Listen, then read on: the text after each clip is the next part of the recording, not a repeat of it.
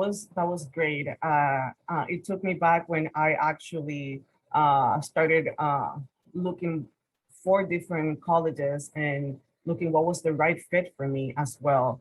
And you are so on point with all those key points of how to choose the right college. So thank you so much for that information. Thank you so much, Next Genius, for having us today. My name again is Juliene Alvarado. I represent Lynn University, which is located in Boca Raton, Florida.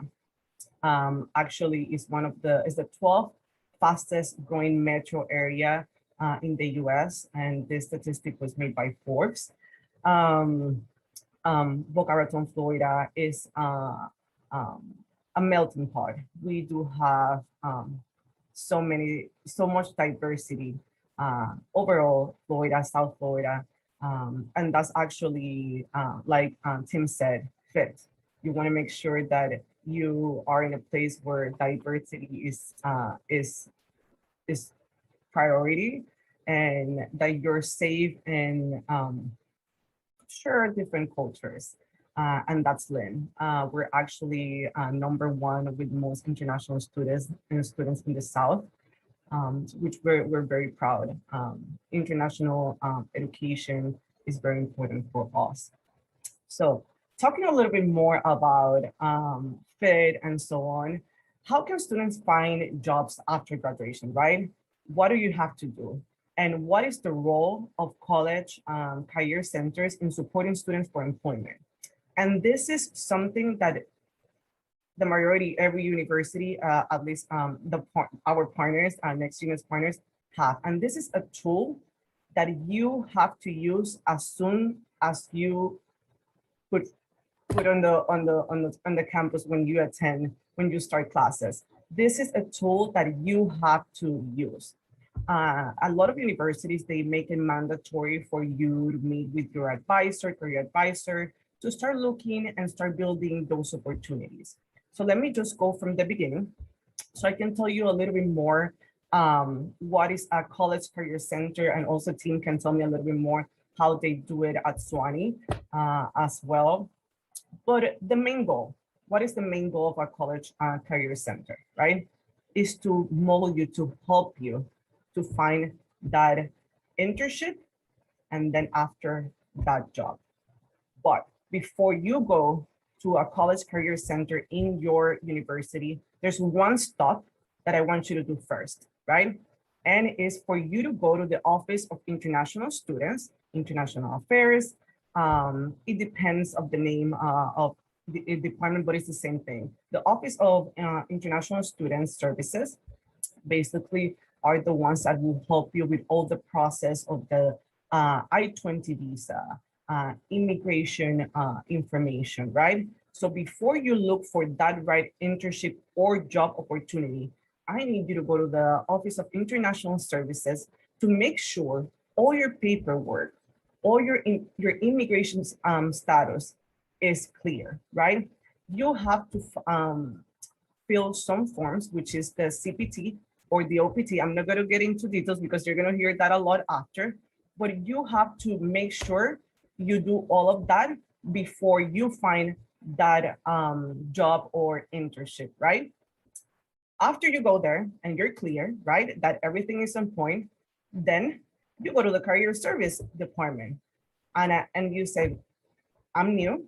I want to make sure I'm ready for when the time comes to apply for an internship or for a job, okay? What is an internship? An internship, right? While you're doing college, where you're in your 4 years, you could do an internship, which you're gonna be working. It could be paid, non-paid, depending, because as international student, it's different, the rules, right? Well, you will get that opportunity to expand your knowledge and professional development in the area that you want to work after graduation, right? So you do it for a semester, a summer, some of them count as classes. That's right. That's why it's very important to meet with that career advisor from the beginning to tell you what exactly do you have to do, okay? What other services the career service department will offer you? One-on-one career coaching, right? They will help you to write your resume, to give you those skills that you need in order to have an amazing resume, right? Information on mock interviews. Every semester, a couple of these career services will provide workshops for you to practice and do mock interviews. So it's basically you're interviewing like you're getting that job. So they will ask you those hard questions, but they're preparing you. And this is great, right? Career shadowing, personality and skill assessment. We want to make sure that we can find your strengths, weaknesses. A lot of the students, even from the beginning, they think they want to do biology or they want to do business, but then they take a couple of classes and they say, this is not for me. So the career service for those students that are a little bit undecided, that they don't know what exactly they want to do, this is a great opportunity for you. This is a great tool so you can go and find what is your passion. And they will do that with a skill assessment to find your strengths, weaknesses, right? You will have networking opportunities on and off campus. A lot of these careers centers will provide job fairs, internship fairs, which will bring those companies to campus so they can recruit you, right? Which is awesome. You don't even have to go outside. They will all come to campus. So you have to keep an eye on your email, on the website, so you can see when are those dates, right? Interview streams. Also, they will help you. Every university will have a job search portal where you can find different jobs to work either on campus or outside. A lot of those companies, right, will post their jobs in our website, so you can apply as well. Okay. Also, how to look for a job, where to look, what websites to use. Okay. So it's very important that you actually use this tool, right?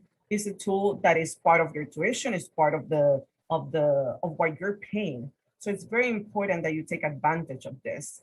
Okay. You want to know what's the name of your career advisor email, so you can make an appointment right away. Okay. Usually you can start doing this process after you're enrolled in the university. Okay.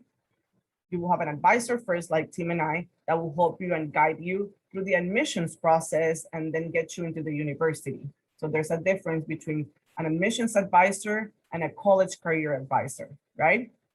We'll help you to get into the university, then you will have a college advisor that will help you to find that job or an internship, okay? So very important. I love when my students just go and sit down and then come back. Julie, I already did my first resume. I'm adding stuff. I love to see that because they develop certain confidence. So when it's time for an interview, you're ready. Okay. So that's how basically it works. After graduation, your 4 years, as I said before, there's something called OPT that you have to apply, that you can actually work in the United States for a year and then get that experience and work in the field that you want. Also, something very important that I like to mention, the career service is a tool, right? Well, you also have your professors.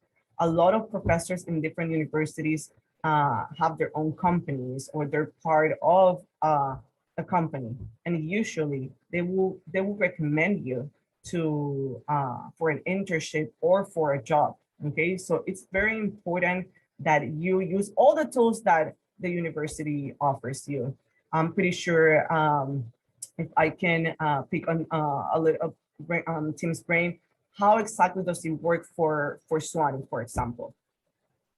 Yeah, so our career center is fantastic. They were ranked by the Princeton Review as one of the top 15 career centers for liberal art colleges. They take the approach that it is an open door policy. Come from day one. And our international students tend to be the most eager. So they tend to go right over to the career center and ask questions. one of the things that I think is important to distinguish is that our career center takes the approach of integrated advising. So like Julie was saying, you have your academic advisors within different departments. At Sewanee, we do this integrated advising approach where you'll work with a career advisor, your academic advisor, so that the two align to get you to where you would like to be. Our Office of Global Citizenship is similar to Julie's international office in that anytime you need help with your visa, we have a full-time attorney that works out of their office for immigration help. We've had students that have chosen to become US citizens and gone through that process. And so her services are completely free for students. You can use her at any time. But one of the components is how you are paid for those internships. So at Sewanee, we have the Sewanee Pledge, which means that we pledge 3 components that you can receive funding for at least one summer internship or research assistantship.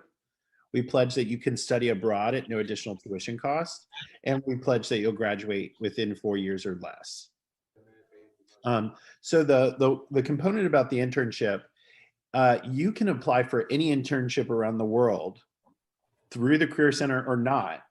If you get that internship and you're seeking funding, if you're paid by the institution, so if you go to Lynn and you get funding from them, or if you go to U Chicago and you get funding from them, then you do not have to use your CPT or OPT time because you're being paid by that institution. So we try and stretch out your CPT time by giving you funding so that you every summer don't have to use that. And it allows you to stay in the United States longer if you're not going to graduate school or if you haven't graduated with a STEM major. Did you all know this, that if you graduate from an institution with a degree that is a Bachelor of Arts, then you can stay in the US for an additional 1 year. If you graduate with a degree that is a Bachelor's of Science, you can stay for 3 years. However, here's the kicker. Just because you see the word science or you see biology, don't automatically assume that it's a Bachelor's of Science. Ask those institutions if that major is a Bachelor of Arts or if it's a Bachelor of Science, because that distinguishes those key differences of what, some schools. So finance, for example, is that a science or is that an art? Every school is different with those. So it's really important that you ask those questions. And, but, going to schools like ours, you're going to get that personalized attention that Julie was talking about. That's why, like Tim said, like the fit. Do you want to go? And I'm not saying they're bad, because they're amazing institutions as well, right? Do you want to go to a big school, or do you want to go to a small school where the professor knows your name? You're not a number, right? And you can have that personalized attention one-on-one. That you can make an appointment anytime, like Tim said, the open door policy, which is going to be easier to make those because there's a smaller amount of students. And we're not saying that because we're smaller, we don't have the tools that bigger institutions have. So it's very important that you keep that in mind. Also, just to get you excited, some companies that Lynn University works, we have actually an alumni working. So we have Warner Brothers, Amazon, Alitalia, United Airlines, Apple, Google, just to mention a few. And that could be you, right? That could be you. So it's very important, like Tim said, from the get-go, as soon as you start classes, to go and visit your career service advisor and work with them, so you can start building your resume, so you can start finding your strengths, weaknesses, to start doing those mock interviews, right? very important that you keep that in mind. We all have a dream, and I know you do as well, and we all want you to succeed, right? And also we understand that as an international student, there's a couple of barriers and things that could be a little bit more difficult, right? So that's why it's very important that you stop by the Office of International Service. Every institution has one, because they're the ones that will do your visa and check your immigration status is fine, to stop by and get all that information that you need before you start your job search or your internship search, right? I know we're like close to the time, and I saw there's a couple of questions. What about if we go through them? I know there was one about if students can work on campus the first year, right? And yes, there's two things in each university. I'm just gonna speak about Lynn. There's work study and student employment, right? International students, at least at Lynn, can apply for student employment. Work study is funded by the government, student employment by the university, right? And international students can apply. We do have so many international students working actually here at the Office of International Admissions. I'll give you an example. You can be working in the marketing department, giving tours, being a student ambassador. There's so many opportunities. So it's crucial that if you want to get involved and start those networking relationships, you go from the beginning and say, hey, to the Student Employment Services Office, where can I apply for a job? I'm an international student. I already went to the Office of International Services. I'm clear. What do I have to do? And start moving and start asking. It's very important that you ask, because if you sit down, the answers won't come to you. You have to go and ask. Don't be afraid. And to find all those tools that universities offer that are part of they're free, they're part of your package, right? Don't be afraid to ask.